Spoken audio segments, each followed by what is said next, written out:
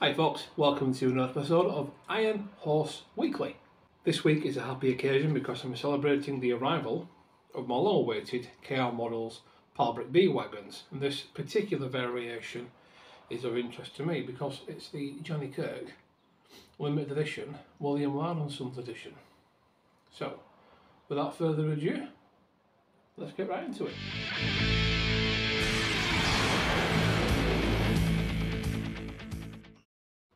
So, I know you probably can't see my face, that's fine. This is the main focus of the day anyway. And I know it looks like I'm sponsored by KR Models. I'm not. There's genuinely coffee in here, and I genuinely use this thing every single day to have my coffee in.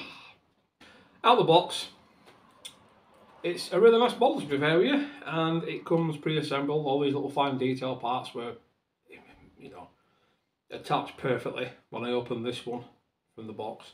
The wheels run incredibly freely, as you can see here, and that's going to spin for quite a while. So yeah, incredibly free running. Now the eagle-eyed amongst you will notice that I've replaced the standard tension lock couplings with these magnetic ones from Hunt Couplings. And these work really well with the rest of my rolling stock. And as regular viewers of the channel will know, I have a combination of magnetics, KD couplings, and of course 3-link hook couplings as well on my layouts. You see some more boxes here. That's because I've ordered 3 of the same wagon. Now why would you order 3 of the same wagon with the exact same running number on it? Well, 2 reasons. One, there's actually 3 of these in the Billy's replacement speakers in-joke thing. It's part of the official headcanon. William Loud had 3 of these particular wagons. I've got 3 for a different reason, should I say. I want to weather the same wagon 3 different ways. 1, factory fresh, as it is when it rolled off the production line. 2, as it would appear in mid-life, so nice and dirty. And 3, an interpretation of what it might have looked like when it was either ready to be scrapped or almost ready to either have its sides ripped off and to be converted into the frame only version. I didn't order one of those yet. I may well get one in the future. It all depends. Worth mentioning, KR Models now actually have the brick loads and the steel coil loads available for these too. So you can actually get those direct from KR Models on the website. There should be a link somewhere in the description. So if you want to do that, get on it, get involved. Now, as far as opening the damn thing up from the box, it's pretty simple. Packaging is not what you would call overly extravagant, and I'm fine with that, to be fair with you. This is how it comes from the box. It's got this iceberg affair. It's not overly protected like you get with a lot of models, which is fine. It's perfectly adequate. And as you can see there, look, it's fine. It does the job. The wagon isn't moving around whatsoever. Let's prove that. We'll actually get the sellotape off this one and open it and see what falls off of it. There you go. A little bit of plastic just to check the sides. And there, look. All spot on. Ready to go. Nicely assembled. Beautiful little wagon. I think this one's going to be the one which is weathered to resemble coming towards the end of its life, and the other one will be the midlife crisis version, if you will.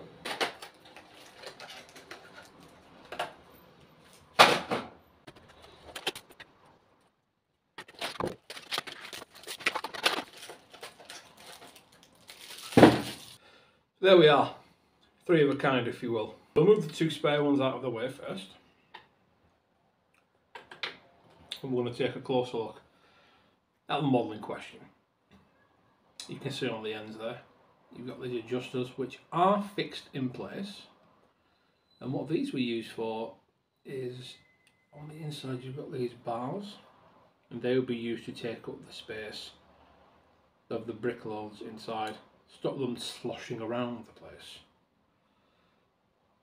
The buffers are not sprung, but hey, you know, if it saves me money, then by all means leave a tiny detail out like that. That suits me down to the ground. The underframe is really nice in Model 2. We've got some nice brake equipment in there as well. And the shoes just touch against the wheels, but they don't actually interfere with how free running the wheels are. So that's nice too. You've got your NEM pockets as well, which are free to move. They're on this self-centering device, which is something I'm seeing a lot of across the board really. It means you can swap out from magnetic ones, or you can have KDs in there as well. As it happens, I did try these with KDs, and the heights do seem to be pretty spot on with other manufacturers' NEM pockets, so cross compatibility should not be an issue. Criticisms, well, if you look on the inside there, you can just about see there's 2 screw mouldings just about poking through the bottom of the bed there.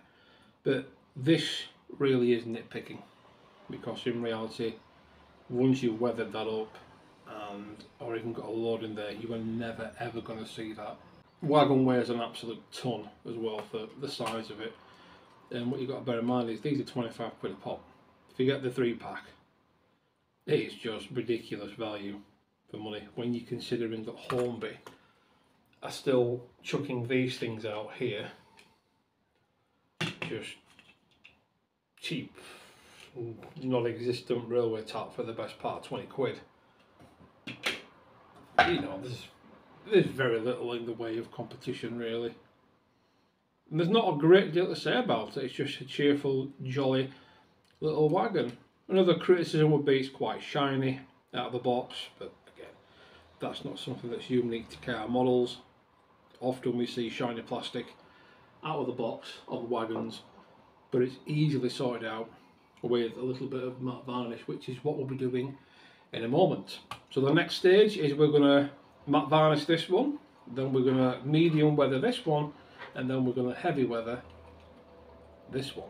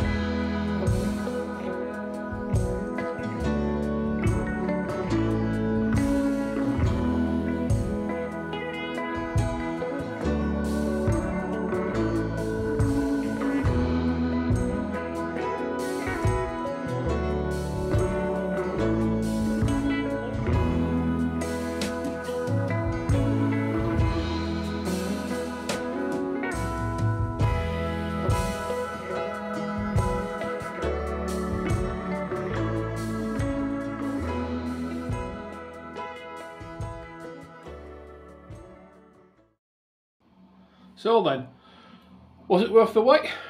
Honestly, I think it was. For the money you're paying for it and what you're getting for your money, I think it's going to be hard to beat. So, for me, it's a positive, it's a plus. Well done, KR Models. Go away for the next round. Now then, you join me here on the floor, where I have some important business to attend to. I want to add some lighting to the layout, and it's not something I've ever done before on this sort of scale. So we're going to be looking at using some of the DCC Concepts Mimic lighting boards that I've seen floating around the place. People seem to have good results from using them. I am not the best when it comes to wiring or soldering or anything like that, so for me it's going to be a bit of a challenge to get them working to a desirable level. So what's the mission going to be? This little waiting room office here, I'm going to put some lights on the inside, just two lights, and then on the outside I'm aiming to put some of these as well. It's the Legacy Models, I think these are what, these wall mounted lamps. Those things there, shiny, there they are. Apparently the good thing with the Legacy Mimic board things, if I can find it around here somewhere, is you don't need to use resistors. You just plug them in, solder them up, and away you go. So for me, that's good. That's good. So without further ado, let's start making some holes and seeing if we can get this thing to have lights in it. So this is essentially it. This is the little Alpha Mimic board. Not something I've ever had the opportunity to play with before, but each one of these little terminals here and has a DCC address set to it, so for accessories and what have you. Apparently it's all automatic. All you need to do is, when you're setting this up, is set the address for the first terminal, and the rest of them will automatically set and assign themselves. So that's something that would be interesting to see working. Like I say, I've never actually used it before, but apparently you can power 3 LEDs from each one of these. Now, it does come with the proper connectors. The idea is you just shove this into one of these two. Now the first port there is numbered L1 and R1. Well, that's something to do with polarity, so if it doesn't work in the first one, try it in the second one. And then essentially you just solder your lamps or wires to the ends of these wires here. So red is positive, black is negative as usual. With DCC Concept stuff, the longer wire is usually positive anyway, so that will go to the red. So I'm going to bare back these wires, get this installed on the layout and see if it works. I've ripped it up from the baseboard. I'm going to make some little holes, I think, in the back. Run the wiring down the back of it because you ain't going to be able to see it. And because of how it is on the layout, I can't run it through the baseboard because of the thickness of the underside of the baseboard. So it's going to be a matter of drilling holes through the back of this thing. Wires on the back. We never see them anyway. Right, let's do some holes. Come on.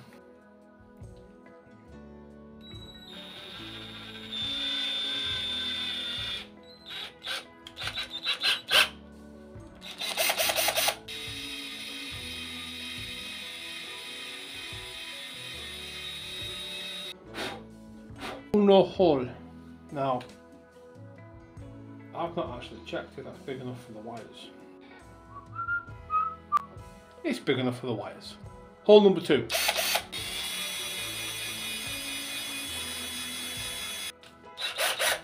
Right, that's 2 holes. Ethel and George seem to be unaffected, and Graham in the back there is fine. So now it's going to be a case of, on the inside, installing 2 lamps. Which, yeah, it's going to be fiddly, and I may swear. This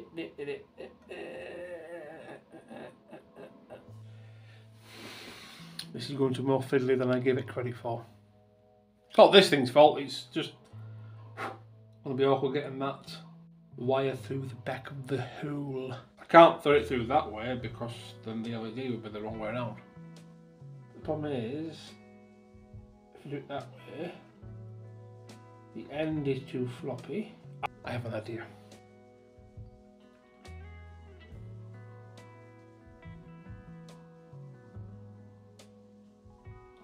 Ha ha. Yes, you little Right, time for your mate.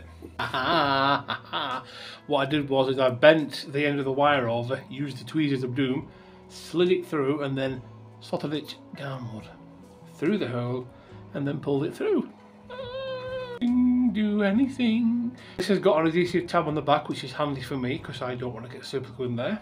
I'm going to remove that and stick it in place using the tweezers to add some force to the area of contact. And you'll notice as well, this is quite clever actually, this is the small but important thing. The wires are actually offset against this sponge, so you can put that flush against the surface and the wires won't sit proud. How good is that? Let's put you through. And now it's just a simple case of orientating the wires. Oh Christ. Okay. You see us in there now. Where are we? Can you see? Ah, yes. You can just see it's on the roof and there. Totally good. Ah, yes, you can see a little bit of the wiring, but I'm going to pretend that that you can't. Anyway, that's one side done. Do the same on the other side now. Put it in situ, and then we're gonna. Where's the alpha bar gone? Then we're going to try install this thing and see if we can get some lights. Okay, that's finally done. The house is back in place, but not glued in place just yet. I'm not that confident. So, on the other side, we have the feeds for each LED. That's good. You just see them under there. So the next step is installing this bad mama jammer somewhere around here. Now I can either install it on the underside, which will make setup a little more interesting, but it'll be out of the way, or we can have it on the front here. The downside to that, quite clearly, is it means I'm not going to be able to use these function ports. But that said, this is a very small layout, and to be honest with you, even if I did use all the bottom ones, that is 3, 6, 9, 12, 46, 18. It's a lot of LEDs, and I'm never going to have that many LEDs on this layout. So I think I'm just going to install it on the front there. Okay, so I've selected a length of wire, I've selected a place to place the alpha min board. Very good. I've got my little toolkit ready, so let's connect some power. Let's have a go. Okay, so what I've done is I've already gone and ahead and set up the alpha mic 2. That's pretty straightforward. You simply hold down this button here with power. Oh no, tell you what, scratch that, let's start again.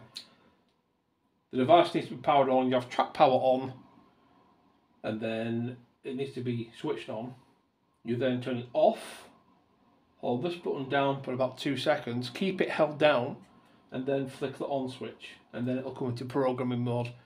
Do what you need to do. Once you're happy with that and you've programmed the number you want it to respond to for address, for socket 1, terminal 1, whatever. Once you're happy with that, press and hold the secondary button here, and it'll flash up yes. I've put this in upside down, so it doesn't say yes, it says so anyway, let's see if it works though, because I've not actually powered it on yet. We're looking for LEDs in here, so let's see if they actually light up. Yes, they have done. Excellent. So yeah, we have lighting. Now I should be able to turn those off, but I'm using engine driver, and the only thing I can see for an accessory is a point, which this clearly isn't. So I'm just going to try and reset engine driver. The issue I'm having is with JMRI and engine driver, not with this, because I can't, actually I don't know how to select an accessory address with this only. Hi, Future Craig here. Don't listen to past Craig. I've already figured out what I was doing wrong. If you skip to the end of the video, you see the whole lighting function thing working properly. Okay. Points. But it works. So that's half the battle won, I think. I want to call that a victory. The second one is going to be installing these bad boys here. But that is going to be for next week's video. So don't forget to tune in, and hopefully by then I'll have figured out how to work it properly. So until then guys, thank you very much for watching and sticking with me through this chaotic experience. If you found entertaining, informative and all the rest of it, if you did, give DC's concepts a shout. Maybe you can do better with it than I did. I'm not the best at this sort of thing. I don't think you can make it any easier than this. I've literally sold this as slapdash as I could to show that anyone can do it. And I've now got lighting on the layout, which is cool. So when this is now, when it's night time, it'll look all pretty and lit up. I'm going to put more lights on there, station lamps and things and blah, blah, blah. So until next week guys, be good. I'll see you soon. Bye bye.